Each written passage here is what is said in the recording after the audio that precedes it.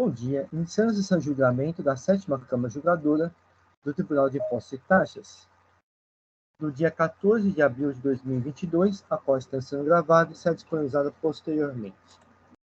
Eu vou iniciar a sessão no sistema do EPAT.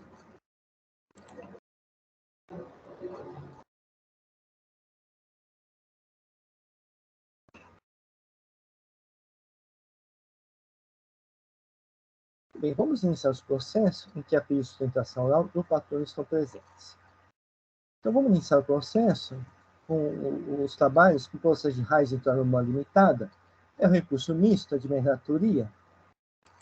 Só um momento que eu vou fazer o registro da presença do patrono.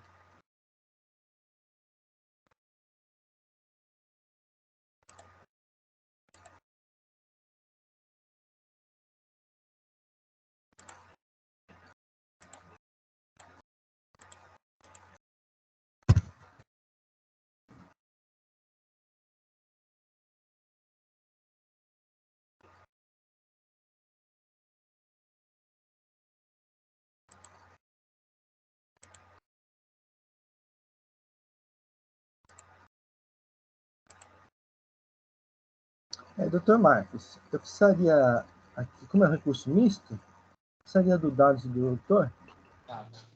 CPF 125. É um momento só. É que está passando um avião aqui, é um momento só que eu não estou escutando. Okay.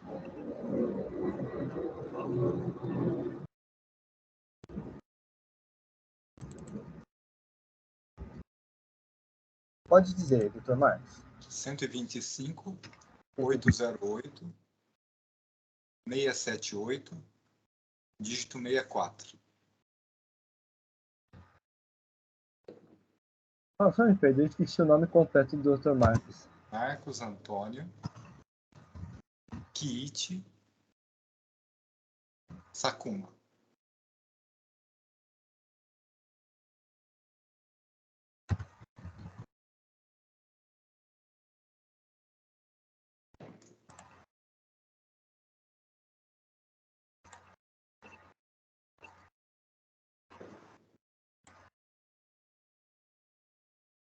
Muito bem. É um recurso ordinário, recurso de ofício.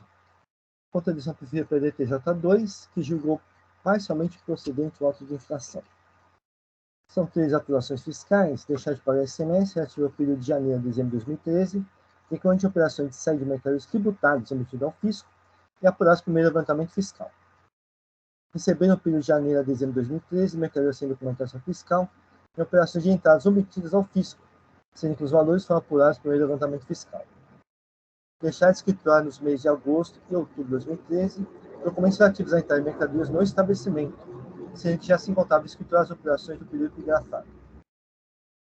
A decisão primeira instância julgou parcialmente procedente o item 1, procedente o item 2 e improcedente o item 3 do AE.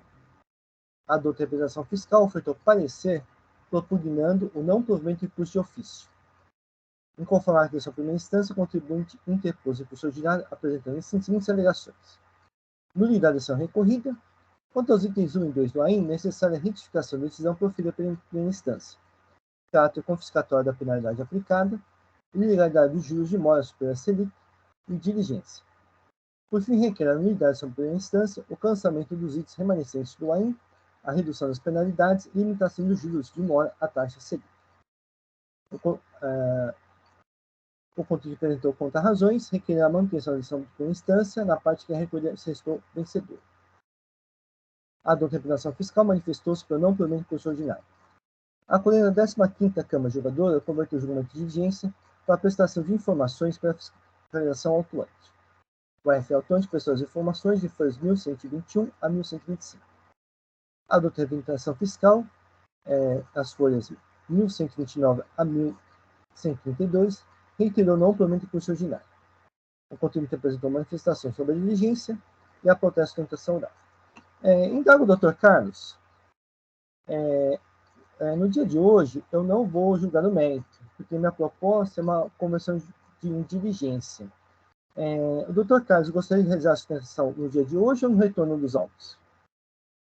Bom dia, presidente, senhora doutora Maria Selma Juíza, senhores juízes, representante fiscal. Eu prefiro, presidente, no retorno dos autos, eu acho que será mais proveitoso, porque aí nós já teremos todas as informações aí decorrentes da diligência que o senhor determinará.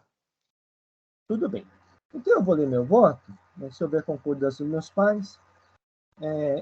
Então, passar o voto. Inicialmente, tendo que a matéria de fato pode ser mais bem esclarecida. As folhas 813 a 816 autora lista os documentos que justificariam a incorreção da informação prestada pela autuada, as folhas 763 relativa às reclassificações. Assim, a autuada deve, no prazo de 30 dias, juntar aos autos os referidos documentos, bem como o registro deles nos livros fiscais ou contábeis, como o livro de produção diária. Então, nesse ponto, basicamente assim, o fisco notificou o contribuinte a apresentar no estoque, né? E o contribuinte havia apresentado uma informação que foi utilizada no levantamento fiscal. Após isso, o contribuinte alegou que essa informação estaria incorreta, né, e juntou uma lista de documentos que justificariam essa incorreção. Então, para mim, só essa listagem não é o suficiente para justificar essa alegação que a informação atualmente fornecida ao fisco seja incorreta.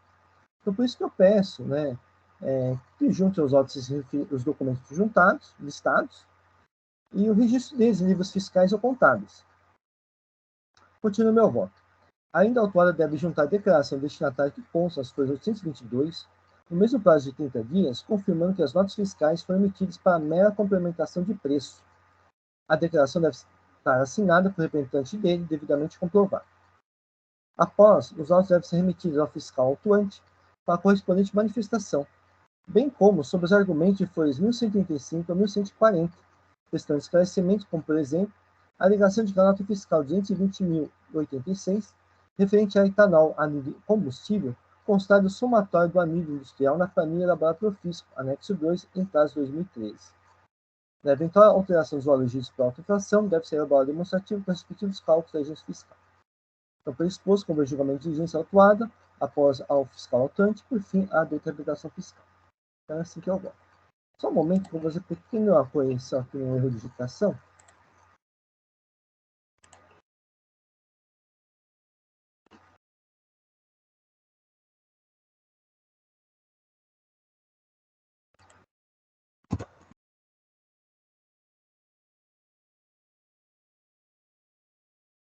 Doutor Carlos, ficou claro a diligência, doutor Carlos?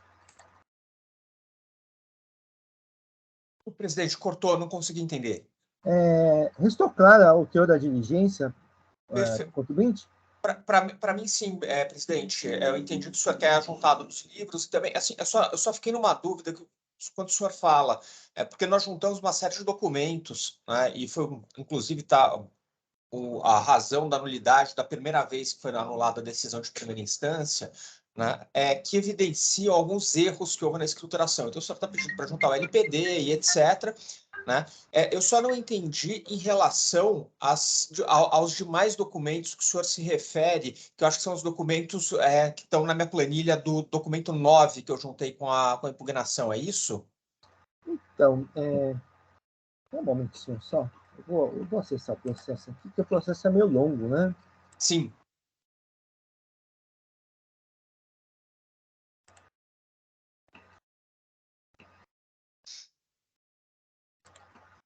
Só um momento.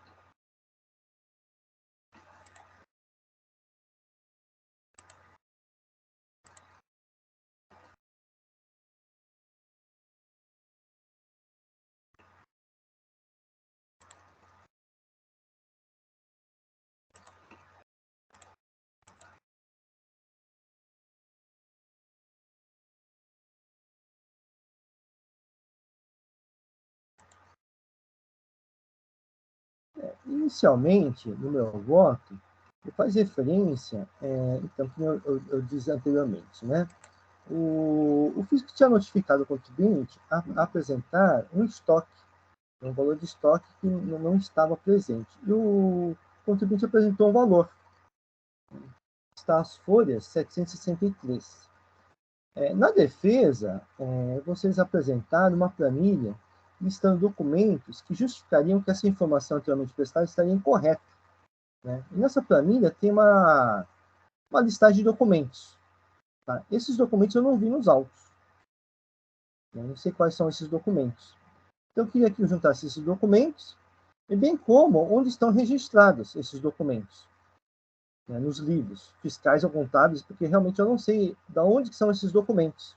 Perfeito. Pode ser do livro de produção diária, talvez, né, porque diz respeito a reclassificações do AL. Tá? Então, só a planilha com a menção dos documentos, para mim, não é suficiente.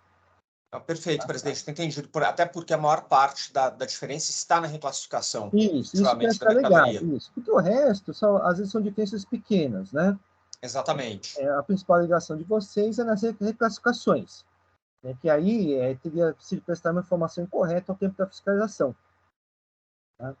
Então, eu queria esses documentos e onde estão registrados esses documentos. Tá? Perfeito, presidente. Então, aí teria também você juntar uma declaração destinatária, sua 822, então, alegando que é um destinatário só que emitiu algumas notas fiscais e que esses alegam que foram para mera complementação de preço. Né? Então, eu queria uma declaração assinada pelo representante dele, confirmando que foi só uma mera complementação de preço. Só pelas notas eu não consigo identificar, confirmar isso. Né? E também teve uma alegação de que uma nota fiscal referente ao anil do combustível estava constando um somatório incorreto no anexo dos autos, no anexo 2. Então, depois que você juntar esses documentos, eu estou pedindo para o FR Autônomo esclarecer essa informação. Tá? Na verdade, já foi objeto da diligência anterior, né? Mas também ainda não me restou claro. Tá? Porque vocês também, na manifestação de diligência, vocês não concordaram com o que o FR Autônomo disse, informou. Perfeito. Tudo bem? Perfeito, presidente. Muito bem, o processo está em discussão. Não havendo inscritos, vou encerrar os debates.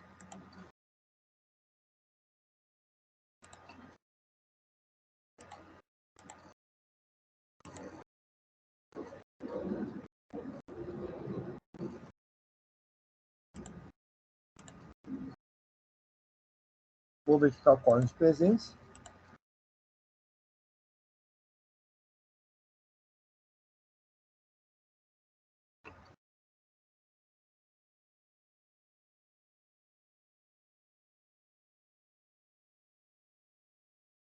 E vou iniciar a votação.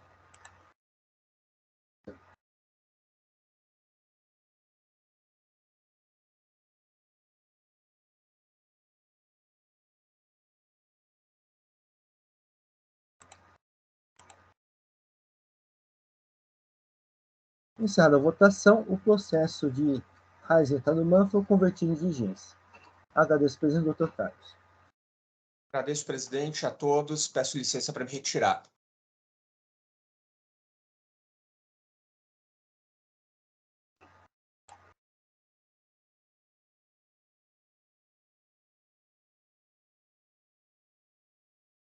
Muito bem. Vamos passar para o processo de transporte rodoviário Irmãos Rodrigues, recurso ordinário. Relatoria da doutora Maria Anselma. Esse processo já foi colocado em pauta. Houve vistas minhas, doutor Alexandre.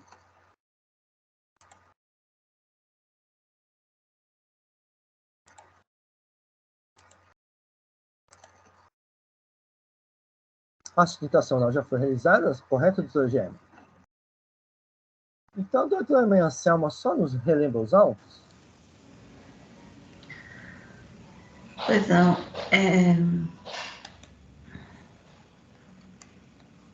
Bom dia a todos.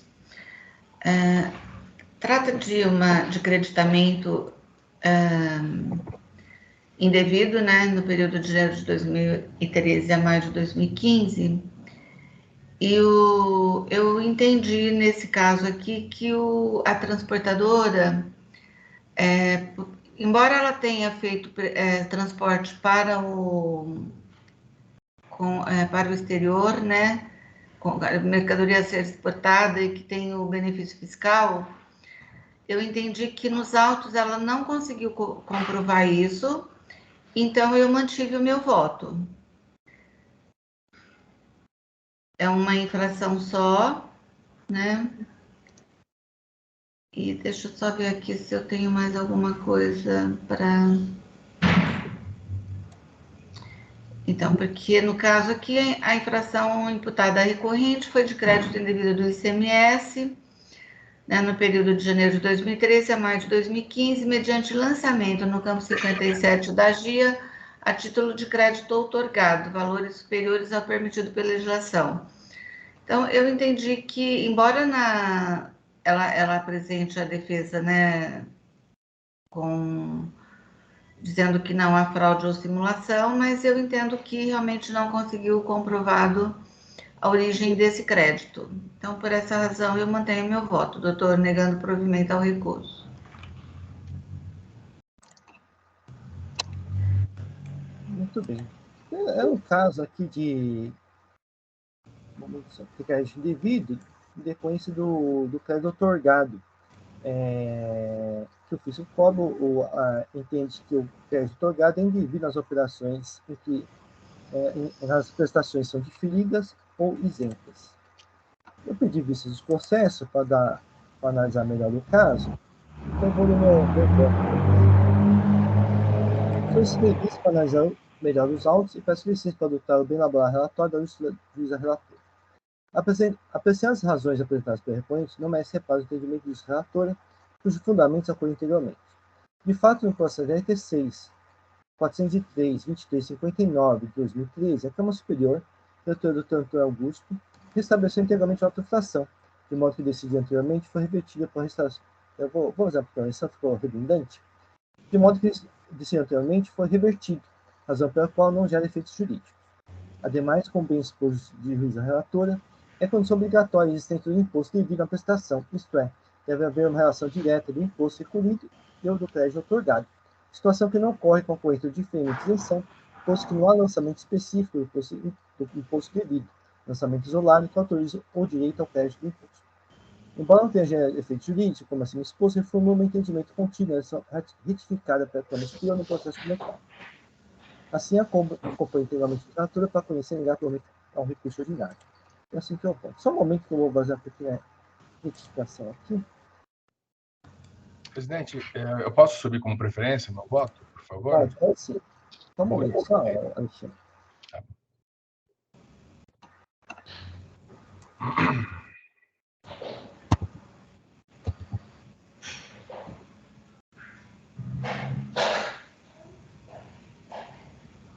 Pode solicitar a preferência, doutor Alexandre? Já solicitei isso. Ok. Está concedido.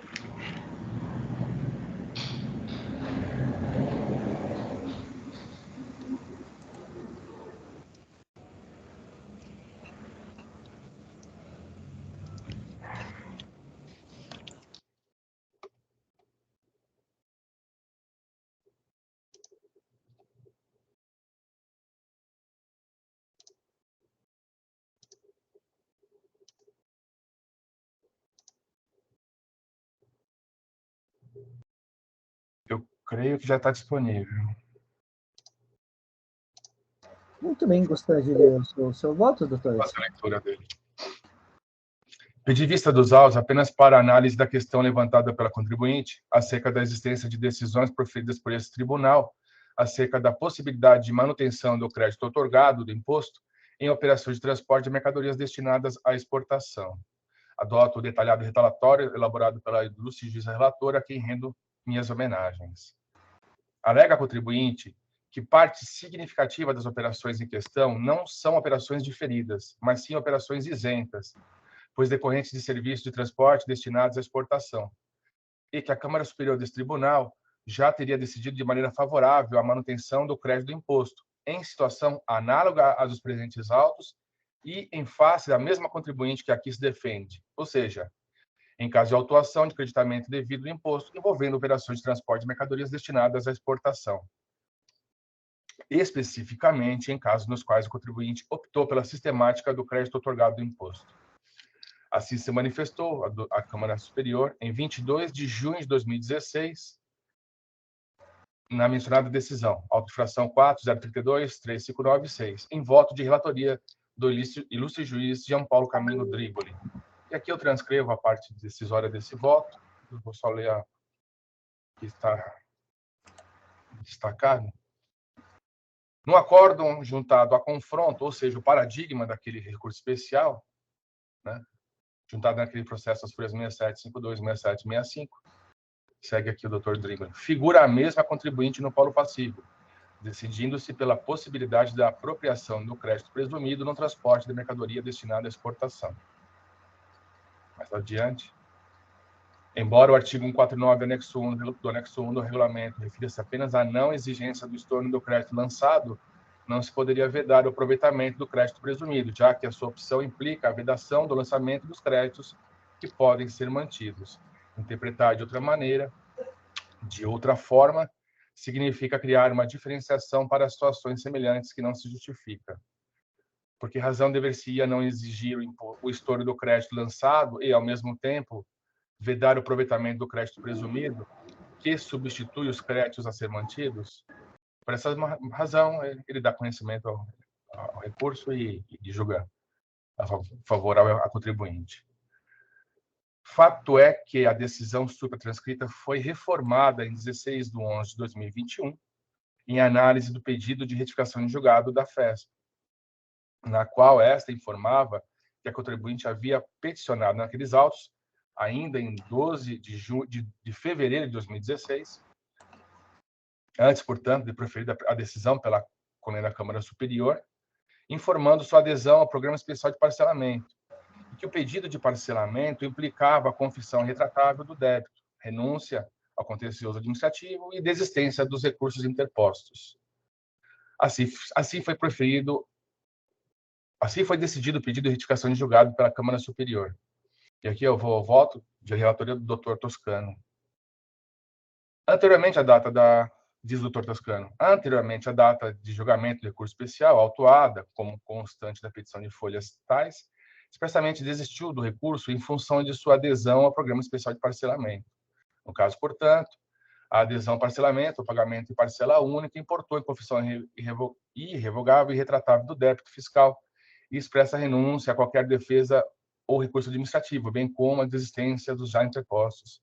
Sem a decisão, ao meu entender, deveria ter sido mantida integralmente a acusação lançada no libelo e, tendo em vista a adesão ao PEP, era o caso de não conhecimento de recurso especial por perda de objeto e a retificação de julgado é provida.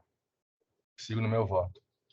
Como visto, a Câmara Superior, ao analisar o pedido de retificação de julgado da FESP, o fez por conhecer erro de fato, por ausência de análise de que a contribuinte já havia desistido do contencioso administrativo no momento em que foi analisado o seu recurso especial, mas não por ter a Câmara Superior enfrentado novamente a questão de direito anteriormente analisada, modificando o entendimento que sagrou-se vencedor naquele julgamento submetido posteriormente à retificação.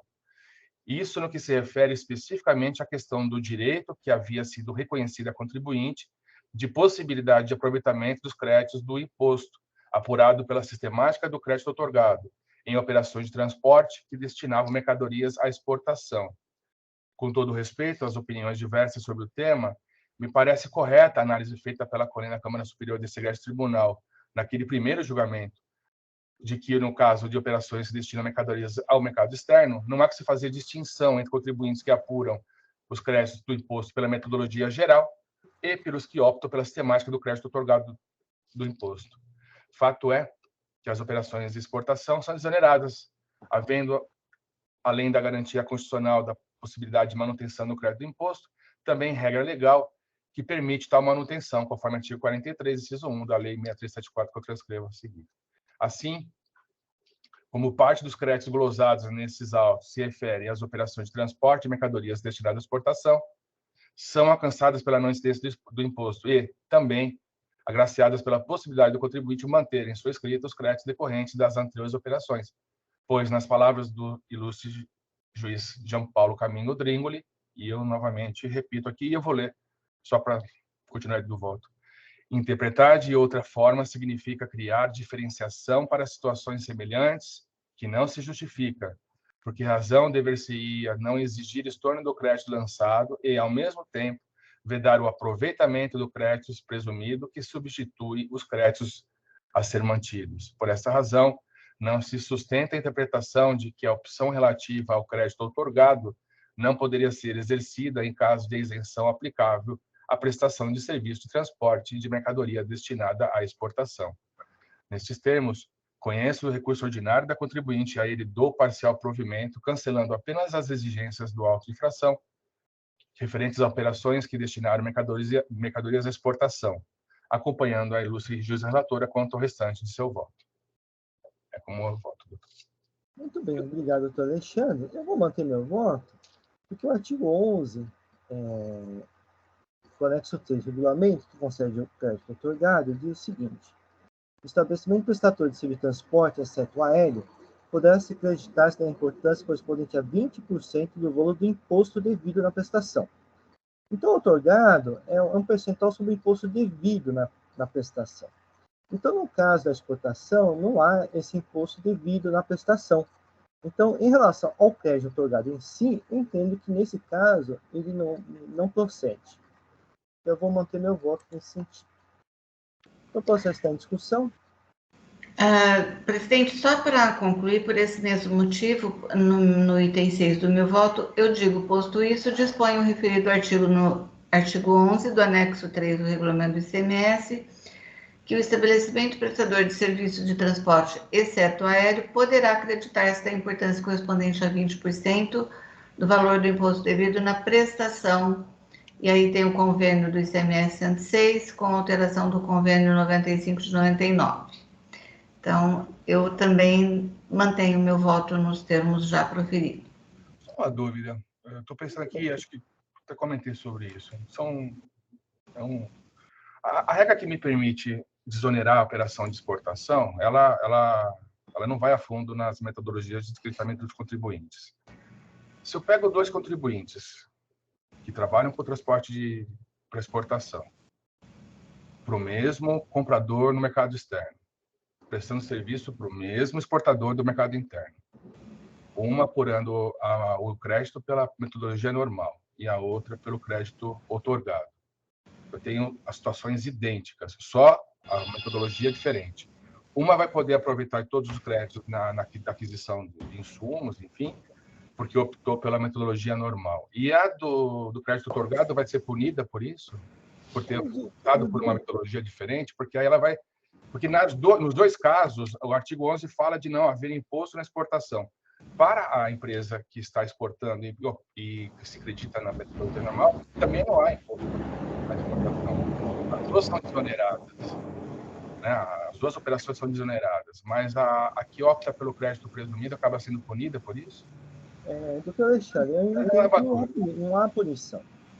O que eu entendo, né, é que o crédito outorgado em si, a norma não alcança esse caso, não há uma punição. Sim.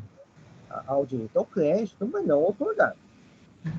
Outorgado é para as prestações em que há imposto incidente, né, destacado, apurado. Né? Por esse motivo, tem até a resposta à consulta, que no caso de diferimento não alcançaria o benefício fiscal. O processo ainda está em discussão. Não havendo mais inscritos, vai encerrar os debates. Presidente, sim. Só para entender que o voto do senhor, o áudio não estava muito perfeito, então o senhor reformula o voto que o senhor acompanha o Dringler na Câmara Superior? Você mudou o entendimento? Eu mudei o entendimento, não que, digamos, como aquele entendimento da Câmara Superior, para mim, doutor German, né, houve uma retificação julgada e houve restabelecimento da aplicação. Desculpa, houve o quê? Desculpa, eu não escutei. Não houve restabelecimento? Houve o restabelecimento da autoinflação, né, em razão da retificação de julgado. Não, porque ele tinha sido... O que ocorreu foi parcelamento. Parcelamento, né, é confissão de dívida, não é confissão da tese nem reconhecimento de culpa, presidente. Mas o meu entendimento, como houve reconhecimento, digamos, houve o pagamento, o parcelamento, a autoinflação foi restabelecido. Correto? O auto de infração pode... O auto foi confessado e parcelado, mas então, a infração não foi objeto de análise, ou seja, ficou sem Ela foi analisada no seu mérito e foi reformulada por uma questão factual, não de direito. Ok, mas eu entendo que aquela decisão da Câmara Superior já não subsiste. Por quê? Porque ela foi retificada para manutenção. Tá? Mas, de qualquer forma, no meu voto, se houver essa dúvida, eu estou reformulando. Ok. Tá. Eu vou verificar o quórum de presença.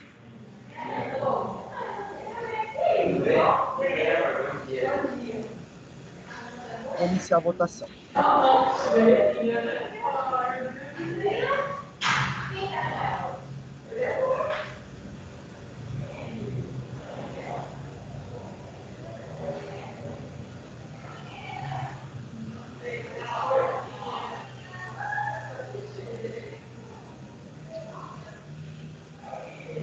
Encerrada a votação, então,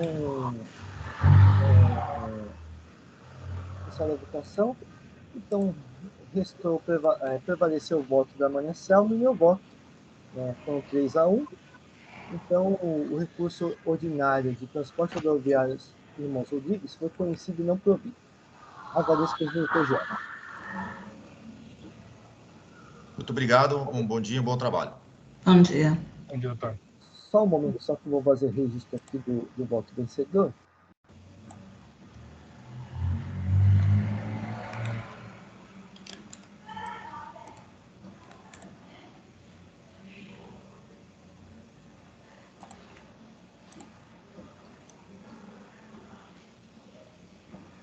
Muito bem, registrado o voto. Obrigado, doutor Gerson. Tchau, doutor Inácio. Alexandre, Thierry, doutora Maria Anselma. Obrigada. Marcos Antônio. Feliz Bom dia. Páscoa, doutor, a todos. Muito obrigado.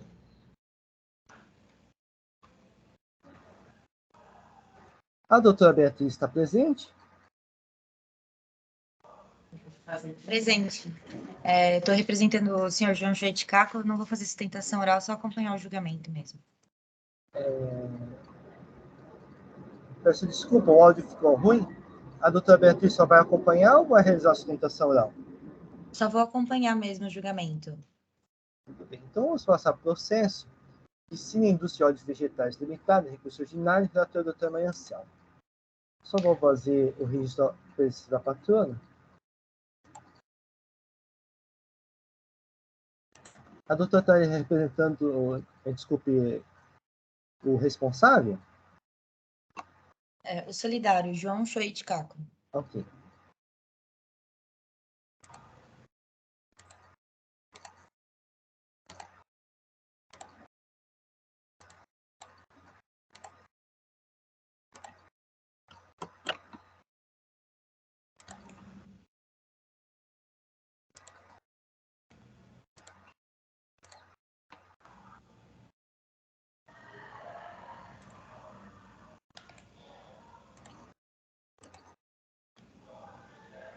Muito bem, doutora Maria Anselma nos apresenta os autos.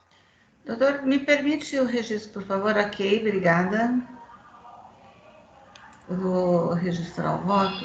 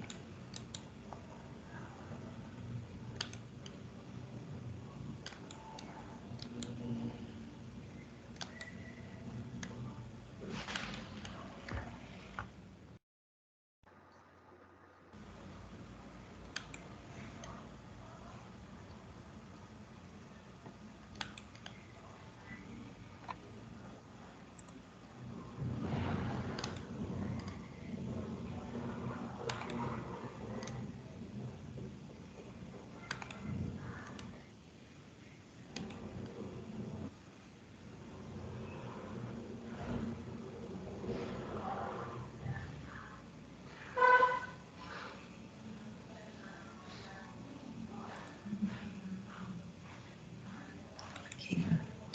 Bom, acho que está disponível, né?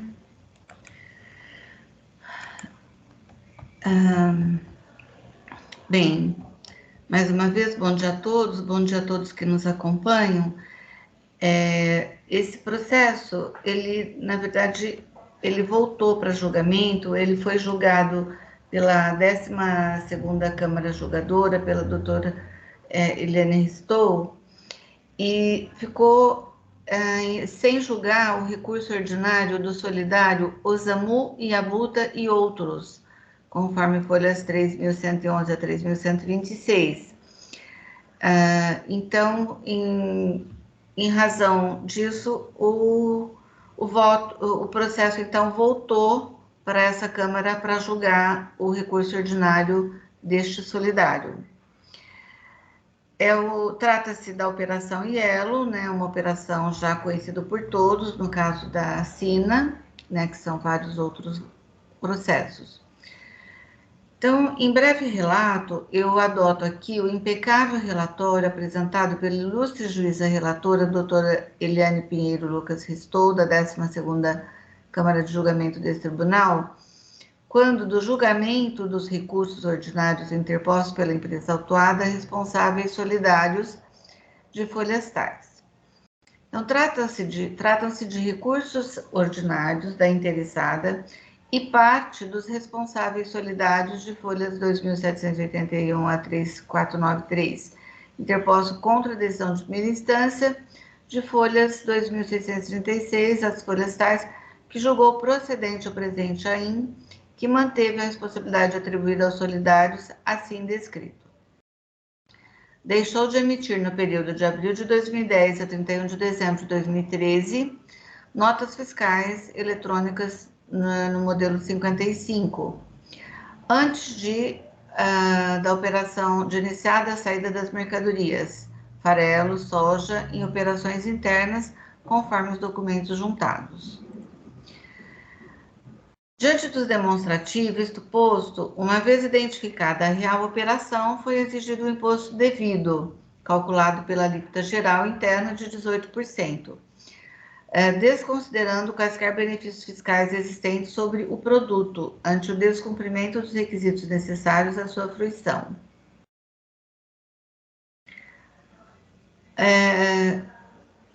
Diante dessa, como eu disse no início, trata-se, né, de operação.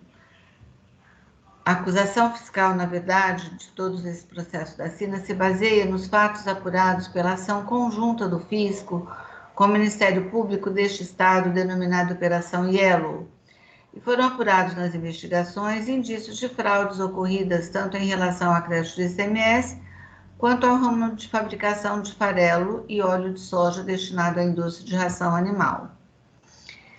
Esse recurso ordinário foi regularmente processado. Então, diante desse breve relato, eu passo à decisão. Como já disse, o recurso interposto pelo solidário responsável Osamu, Iabuta e outros, das folhas tais, perante o apelo ordinário, verifica-se que o mesmo está revestido dos requisitos mínimos e eu, então, conheço do recurso e julgo, então, as suas razões recursais. O recorrente alega que não cabe razão ao julgador de primeira instância ao afirmar que o recorrente deixou de certificar-se da regularidade do fornecedor de mercadoria e idoneidade do documento fiscal, uma vez que a recorrente tomou todas as providências consultando o Sintegra a cada operação que efetuava, onde constava que a fornecedora estava habilitada, e que somente através de consulta no Sintegra, em 14 de junho de 2015, que teve conhecimento que a empresa estava como não habilitada. Ainda a recorrente alega que a sua boa-fé, rejeitada pelo julgador de primeira instância, deve ser reconsiderada e que, como houve o restabelecimento da inscrição estadual da empresa Faróleo, através da decisão judicial, as operações são perfeitamente hábeis. Vejamos que razão não cabe ao recorrente. O contribuinte de ICMS tem como obrigação verificar com quem realiza suas operações, certificando a regularidade do fornecedor da mercadoria e idoneidade do documento fiscal da operação, conforme determina o artigo 22A da Lei 374 de 89.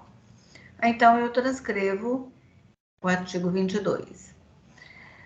Como sempre afirmo em meus julgamentos que o meu entendimento é de que o contribuinte de boa-fé não pode ser prejudicado, porém o Estado também não pode ser prejudicado com contribuintes e operações que não se enquadram dentro da legislação. Portanto, se um contribuinte pratica operações comerciais sem tomar todas as cautelas necessárias para certificar-se que mais tarde possa ser prejudicado, simplesmente alegar a boa-fé não o socorrerá. Conforme detalhadamente exposto pelo julgador de primeira instância, o recorrente não trouxe aos autos sequer provas da efetividade das operações e pagamentos. E ainda afirma que o pagamento dado como compensação por dívida da DMR, Distribuidora de Produtos Alimentícios Limitada, CNPJ tal, só acrescenta ao processo mais uma prova de que tanto a DMR quanto a Farolio, Comércio de Produtos Alimentícios Limitada, eram interpostas do autuado Sina Indústria de Óleos Vegetais Limitada. Conforme se comprova as folhas 160, a DMR era outra interposta do grupo Sina e foi cassada no processo número tal. Seu lugar na fraude pode ser conferido nos diagramas de folhas 283, 746 e 747.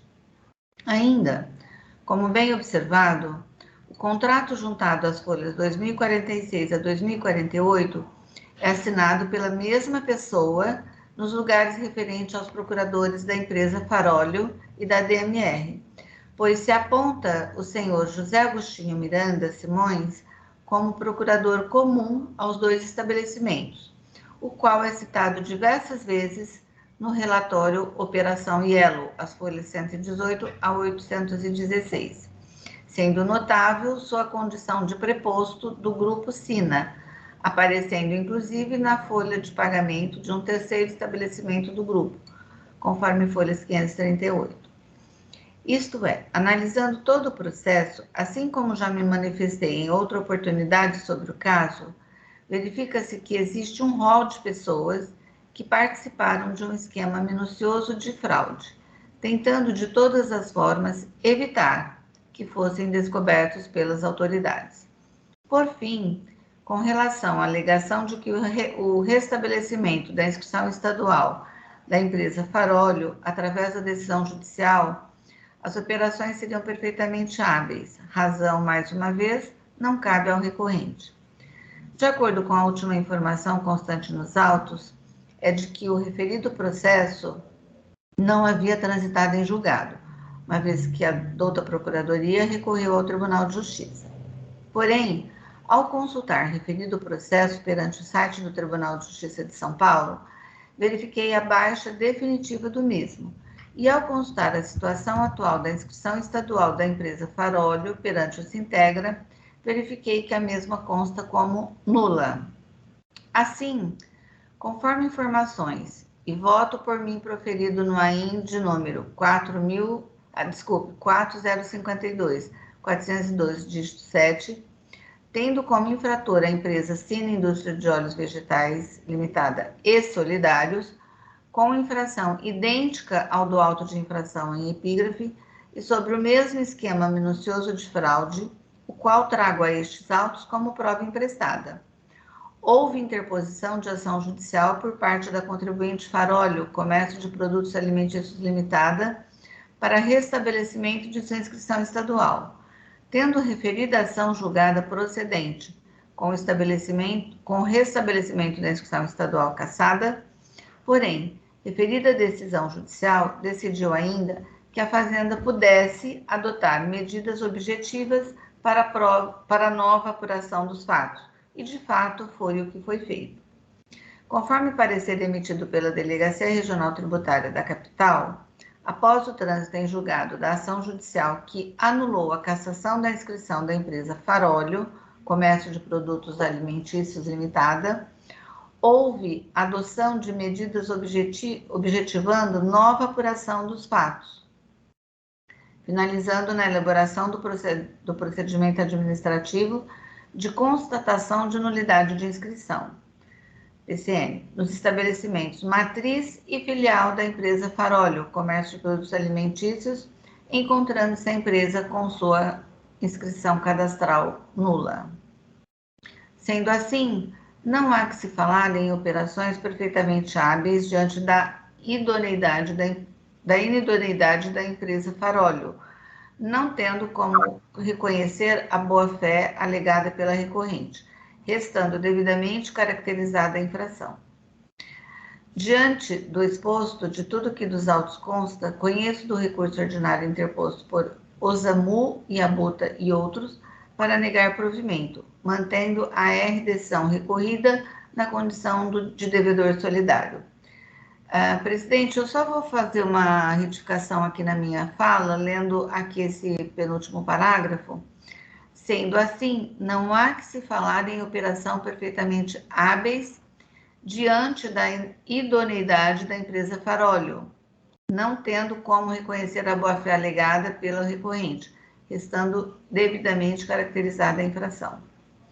Diante do exposto de tudo que dos autos consta, conheço o recurso ordinário interposto por Osamu, Yabuta e outros para negar provimento, mantendo a decisão recorrida na condição de devedor solidário. É como voto e coloco a apreciação dos meus pares. Muito bem, o processo está em discussão. Eu só não estou conseguindo aqui, eu acho que não apareceu... Não provido.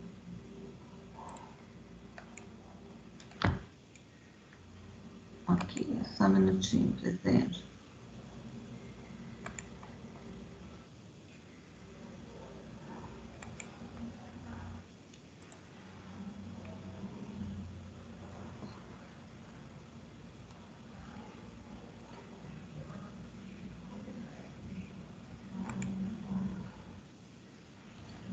Ai, não... Deixa eu voltar aqui.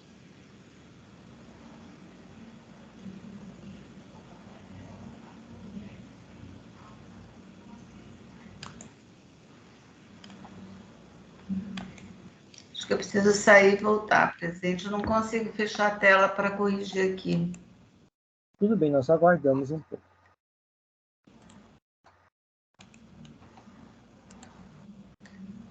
Aqui. Não há questões do conhecimento anterior. Conhecido integralmente com o julgamento do mérito. Conhecido parcial não provido. Recurso ordinário. Osamu, Yabuta e outros. Aqui, ok. Conhecido integralmente com o julgamento do mérito. Não provido.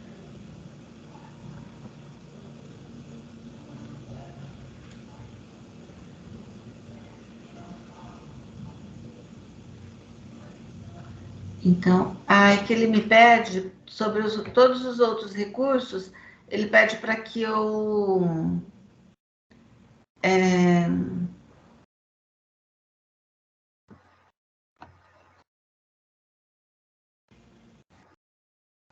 Não conhecido.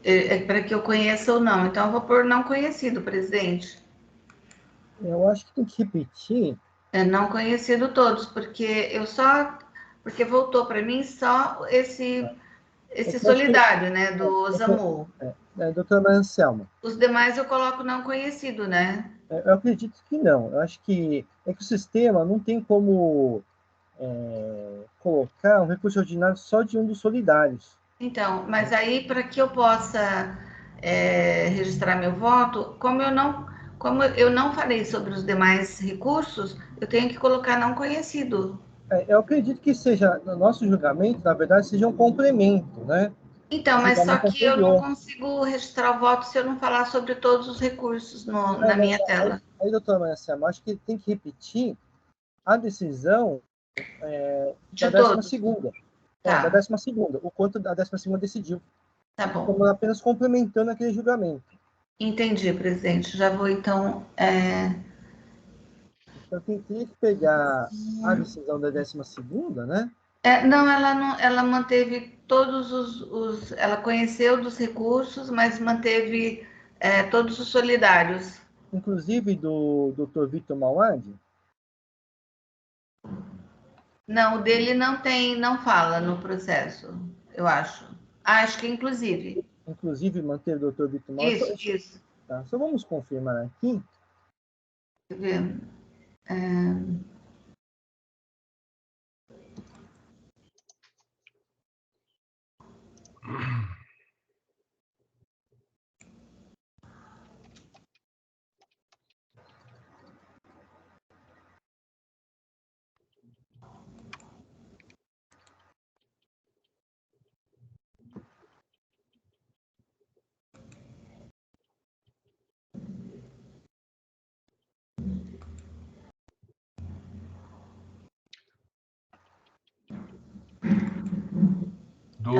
Do solidário Vitor Mauad foi conhecido e provido. Foi provido. Folha 3.751, aparece recurso do solidário Vitor Mauad. Conhecido e provido. Isso. Provido. Os demais... Não provido. Conhecidos e não providos. Então, com exceção do Dr. Vitor Mauad, todos foram conhecidos e não providos. Já... igual. Só confirmei aqui para ver se teve algum não conhecimento, mas não, todos foram conhecidos, não providos, exceto do solidário Vitor Mauad, que foi conhecido e provido. Isso, eu verifiquei, doutor. Obrigada.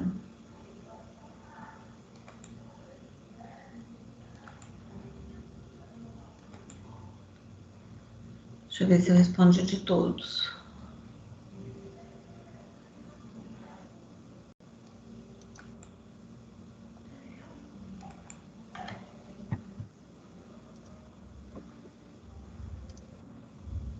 Então, vamos conferir, né? Não provido, recurso do Vitor Mauad, conhecido e provido, recurso do Osamu, conhecido e não provido, recurso ordinário da Modema, não conhecido. Não foi conhecido e não provido do Modema. Acho que eu cliquei no botãozinho. Deixa eu voltar lá. Certo.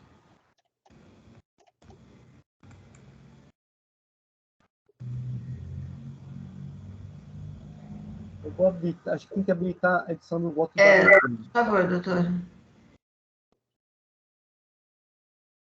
Muito bem, está habilitado. Tá. Deixa eu ver aqui.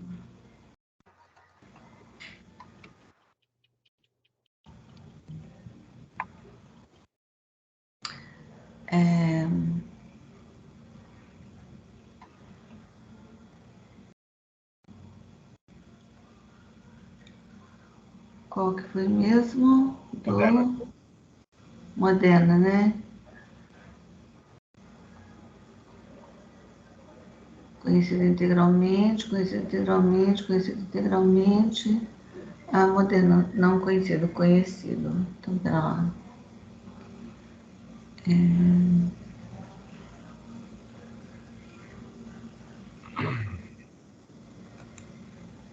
Aqui. Conhecido integralmente. Não provido. Aqui.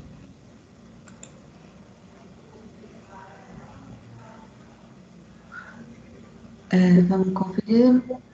Conhecido, não provido, conhecido, não provido, recurso ordinário conhecido e provido, recurso ordinário do SAMU conhecido, não provido, conhecido, não provido, conhecido, não provido.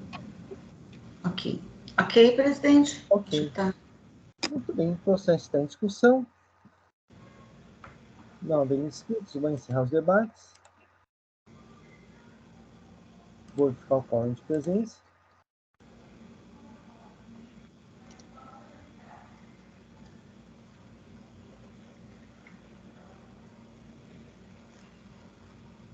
Vou iniciar a votação.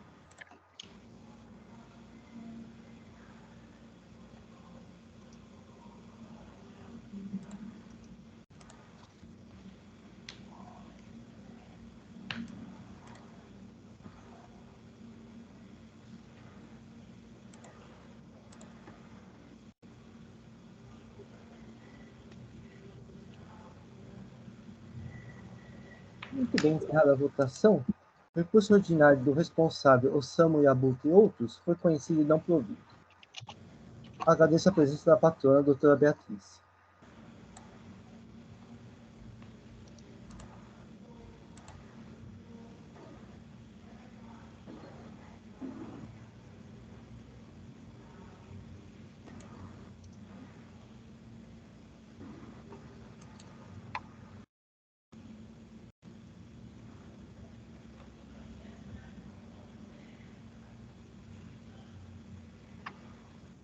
Muito bem, então encerramos os processos do dia de hoje.